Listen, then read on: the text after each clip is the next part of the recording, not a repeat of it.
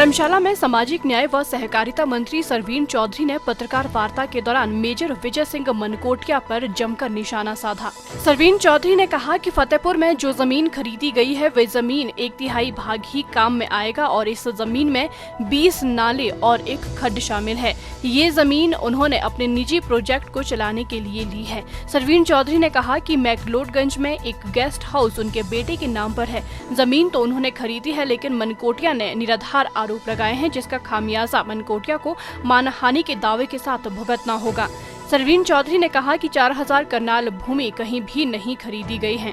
उन्होंने कहा कि मनकोटिया पहले तथ्य जांच ले, उसके बाद कुछ कहने की बात करे। सरवीण चौधरी ने कहा कि अभी कानूनी प्रक्रिया जारी है और जैसे ही कानूनी प्रक्रिया पूरी हो जाएगी तो मेजर विजय सिंह मनकोटिया पर मानहानि का दावा किया जाएगा। जमीन खरीदना हर किसी का फंडामेंटल राइट है।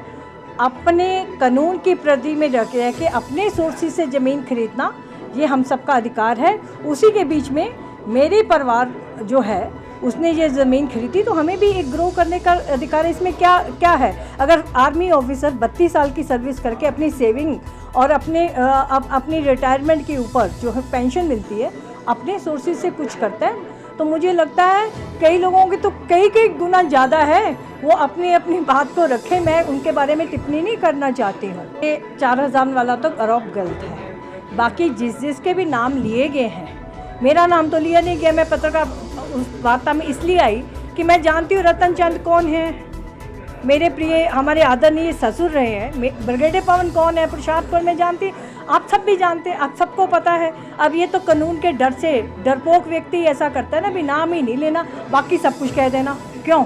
मैं तो सामने आई हूँ, मेरा नाम तो नहीं लिया। मुझे पता है कि किस और इंकित हो रहा है, तो मैं अपनी बात को रखने के लिए आपके बीच में आई हूँ और मैं अश्योर करती हूँ जैसे ही मैं कानून की प्रक्रिया पूरी करती हूँ आपसे दोबारा रूबरू होंगे, आप मेरे से और फैक्ट्स। मेरे परिवार के नाम पे जो ज़मीन है वो विद इन आवर राइट्स है, विद इन लिमिट्स है, कानून की प्रगति में है और जो कानूनी प्रक्रिया है निश्चित रूप से हम उसको अपनाएंगे। कि पत्रकार बार बार पूछते हैं कि एक बार नाम लीजिए, फिर वो कह रहे हैं कि वो उससे सरवीण चौधरी से सब डरते हैं।